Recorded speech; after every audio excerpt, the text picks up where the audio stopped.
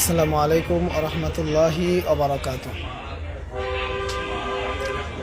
আলহামদুলিল্লাহ আলহামদুলিল্লাহি ওয়া কাফা ওয়া সালামুন আলা ইবাদিহিল্লাযীনা ইসতাফা, আম্মা বা'দ। আউযু বিল্লাহি মিনাশ শাইতানির রাজীম। বিসমিল্লাহির রহমানির রহিম।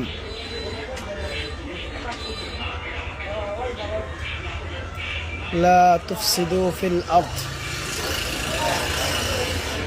صدق الله المولانا العظيم. وقال تعالى: وإذا قيل لهم آمنوا كما آمن الناس وإذا خلوا إلى شياطينهم قالوا إنا معكم إنما نحن مصلحون. صدق الله المولانا العظيم.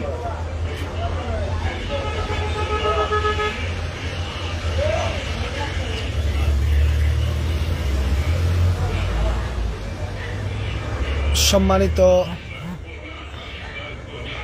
ফেসবুক বন্ধুগণ, যারা লাইভটি দেখতেছেন অথবা যারা পরবর্তীতে দেখবেন, যারা দেশে আছেন অথবা প্রবাসে, পৃথিবীর পশ্চিম থেকে পূর্ব, দক্ষিণ থেকে উত্তর মেরু পর্যন্ত যে যেখানে আছেন সবাইকে জানাই ইসলামী অভিবাদন, নববী আদর্শে আসসালামু আলাইকুম ওয়া রাহমাতুল্লাহি ওয়া বারাকাতুহু।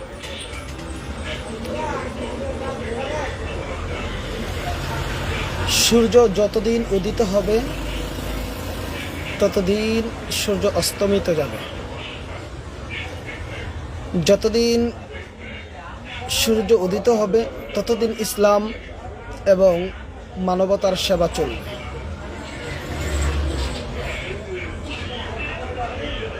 আল্লাহ রব্বুল আলমিনের জমিনে আল্লাহ রব্বুল আলমিনের আইন বাস্তবায়নের লক্ষ্যে, আল্লাহর বিধান মানুষের কাছে পৌঁছে দেওয়ার স্বার্থে, কোরআন এবং হাদিসের জ্ঞান মানুষের ধারে ধারে পৌঁছে দেওয়ার জন্যে দ্বীনের কাজগুলা, দ্বীনের মারকাজগুলা সমুন্নত রাখা। এই মারকাজগুলা থেকে পরিচালিত হবে ইসলামের এবং রাষ্ট্রের উন্নয়ন কর্মগুলা এবং মানুষের শারীরিক এবং আধ্যাত্মিক পরিশুদ্ধির জন্যে এখান থেকেই মানুষ অভিযান পরিচালনা করবে। যে সকল ভাই বন্ধুরা বুঝে অথবা না বুঝে, বুঝে বললে তো শয়তান, না বুঝে বললে তো আলহামদুলিল্লাহ ফিরে আসার সম্ভাবনা আছে। এই কারণে বললাম, সৈয়দুনা হযরত মুহাম্মদ সাল্লাল্লাহু আলাইহি ওয়াসাল্লাম, প্রিয় নবী সরকার দো আলম, সৈয়দুল মুরসালিন, সৈয়দুল কওনাইন, শাফি আল মজনবিন হযরত মুহাম্মদ সাল্লাল্লাহু আলাইহি ওয়াসাল্লাম যখন ইসলামের প্রকাশ্য বা দাওয়াতের ব্যাপারে দাওয়াত দেওয়ার চিন্তা ভাবনা করছেন, ইসলামের যারা ইসলাম গ্রহণ করেছে তাদের উপর যখন অত্যাচার চলতেছিল, তখন জিবরাইল আমিনের মাধ্যমে আল্লাহ জিজ্ঞেস করলেন, আপনি কাকে চান? আবু বকর নাকি হযরত ওমরকে চান নাকি আবু জাহেলকে চান? রাসূল সাল্লাল্লাহু আলাইহি ওয়াসাল্লাম বলেছিলেন, ওমর ইবনে খাত্তাব।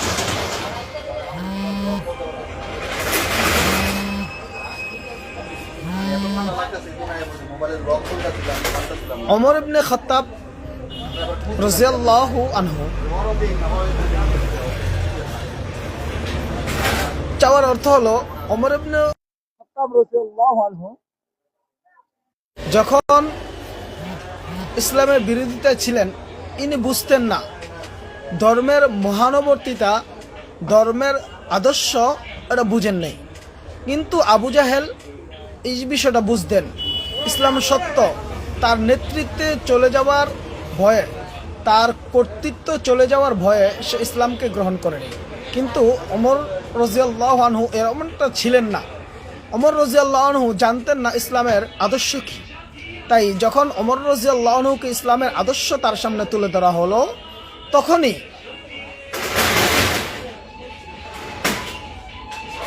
ইসলাম গ্রহণ করলেন এবং আল্লাহ তাআলা তাকে ইসলামের জন্য কবুল করলেন। তো যে সকল ভাইয়েরা ইসলামের আদর্শ জানার পরেও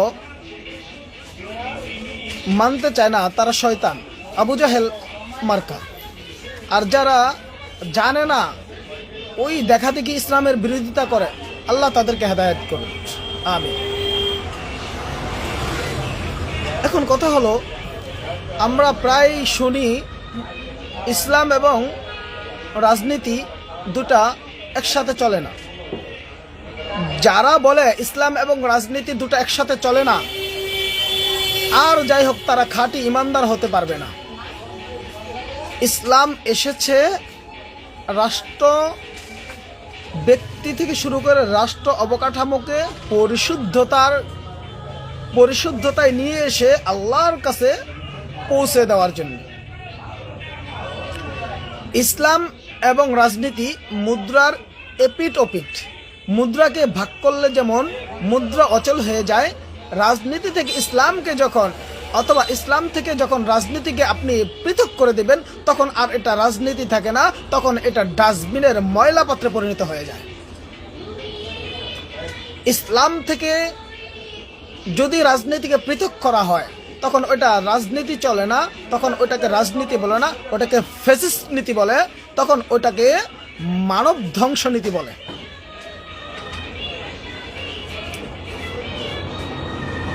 অতএব ইসলাম থেকে রাজনীতিকে পৃথক করার অপকৌশলে যারা লিপ্ত, আপনারা শুনে রাখুন, ইসলাম এবং রাজনীতি দুটা একই মুদ্রার এপিট ওপিট।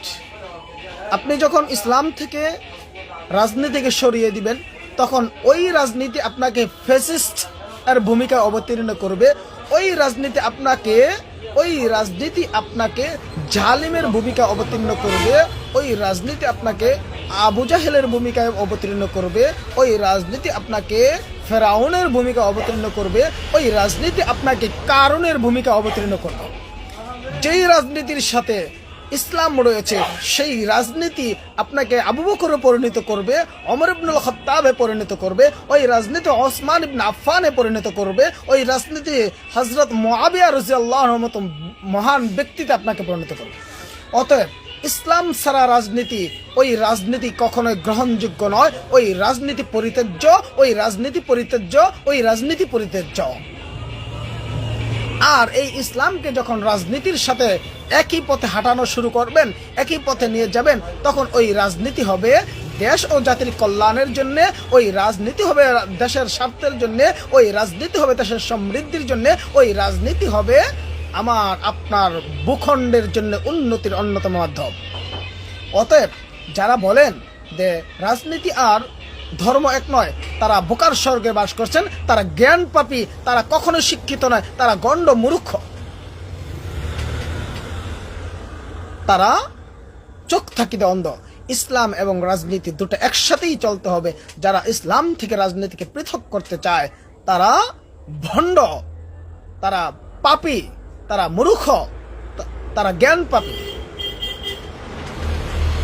মনে রাখতে হবে, যেই রাজনীতির সাথে ইসলাম আছে, মনে রাখতে হবে, যেই রাজনীতির সাথে ইসলাম আছে, সেই রাজনীতি দেশ ও জাতির কল্যাণ বয়ে আনে, সেই রাজনীতি জনগণের শান্তি ফিরিয়ে আনে, সেই রাজনীতি দেশের শান্তি, সমৃদ্ধি, সম্প্রীতি ফিরিয়ে আনে। অতএব আপনারা যারা বুঝে না বুঝে ইসলাম থেকে রাজনীতিকে পৃথক করার অপচেষ্টায় লিপ্ত আছেন, তারা সাবধান হন, ইসলাম থেকে খারিজ হয়ে যাওয়ার সম্ভাবনা আছে। রাজনীতি থেকে ইসলামকে পৃথক করবেন না। রাজনীতি থেকে ইসলামকে পৃথক করলে আপনি ফ্যাসিস্টে পরিণত হবেন, আপনি জালিমে পরিণত হবেন, আপনি ফেরাউনে পরিণত হওয়ার সম্ভাবনা আছে, আপনি কারুনে পরিণত হওয়ার সম্ভাবনা আছে, আপনি আবু জাহেলে পরিণত হওয়ার সম্ভাবনা আছে। অতএব রাজনীতি এবং ইসলাম এ দুটাকে পৃথক করা যাবে না, কোনো অবস্থাতেই পৃথক করা যাবে না। পৃথক করলেই কেউ যদি মনে প্রাণে বিশ্বাস করে পৃথক করে তাহলে তার ঈমান থাকবে না। আবার স্পষ্ট বলছি, ইসলাম এবং রাজনীতি হলো মুদ্রার এপিটোপিট। অতএব একই মুদ্রা যদি আপনি ভাগ করেন তাহলে মুদ্রাটা অচল হয়ে যাবে। ইসলামের ক্ষেত্রে এটা হলো একটু ভিন্ন। সেটা হলো আপনি যদি মুদ্রা তথা ইসলাম থেকে রাজনীতি পৃথক করেন, ইসলাম অচল হবে না, কিন্তু আপনার রাজনীতি অচল হয়ে যাবে।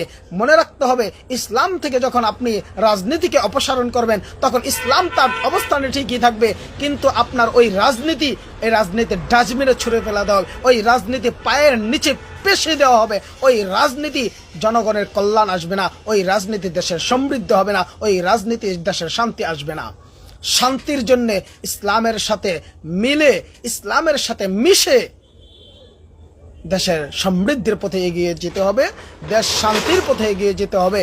তাই আমরা বলবো, যারা বলে তারা জ্ঞান পাপী, তারা পাপিষ্ট, তারা আবু জাহেলের উত্তরসূরি, তারা নমরুদের উত্তরসূরি।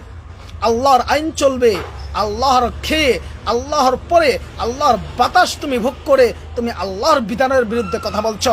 আল্লাহ বলছেন কোরআন, আল্লাহ বলছেন হাদিস, সেগুলা বৃদ্ধাঙ্গুলে দেখে যখন তুমি কোরআন হাদিস থেকে তোমার রাজনীতিকে পৃথক করতে চাও, তখন তুমি ফ্যাসিস্ট, পাপিষ্ট হওয়া ছাড়া আর তোমার কোনো উপায় থাকবে না। অতএব আবারও বলছি, যদি না বুঝে বলে থাকেন তাহলে আল্লাহর কাছে তাওবা করুন, আর যদি বুঝে বলেন তাহলে তারপরে বেশি বেশি আল্লাহর কাছে তাওবা করুন। অবশ্যই আপনার এই তাওবা আল্লাহ গ্রহণ করবেন, কারণ এর বিকল্প কোনো পথ নাই ভাই। রাজনীতি এবং ইসলাম বড় একটি সুন্দর জিনিস। যেই দেশে যেখানেই ইসলামের সাথে রাজনীতি একাকার হয়ে গিয়েছে, সেই দেশ সমৃদ্ধিতে ভরে গেছে, সুখে ভরে গেছে, শান্তিতে ভরে গেছে। আপনি বহির্বিশ্বে তাকিয়ে দেখুন। অতএব যারা এতদিন এমন ভুলের ভিতরে ছিলেন যে রাজনীতি থেকে ইসলামকে পৃথক করতে হবে, আবারও তারা তওবা করুন এবং এই কথা উদ্ধ করুন। আল্লাহ রাব্বুল আলামিনের জমিনে আল্লাহর আইন চলবে, আল্লাহর আইন দিয়েই রাষ্ট্রনীতি চলবে, আল্লাহর কোরআনের মাধ্যমেই এই দেশের রাজনীতি চলবে ইনশাআল্লাহ। অতএব রাজনীতি এবং ইসলাম দুটা একসাথেই চলবে। যারা একে পৃথক করতে আসবে তারাই পৃথক হয়ে যাবে, যারা একে পৃথক করতে আসবে তারাই জালিমে পরিণত হবে। অবশ্যই এই জুলুম থেকে আল্লাহ আমাদের হেফাজত করুন। আল্লাহ রাব্বুল আলামিন আমাদের সকলকে এই রকমের অপসংস্কৃতি থেকে বের হয়ে এসে ইসলাম এবং রাজনীতিকে একসাথে নিয়ে চলার মতো তৌফিক দান করুন। আমিন। ওয়া আখিরু দাওয়ানা আলহামদুলিল্লাহি রাব্বিল আলামিন।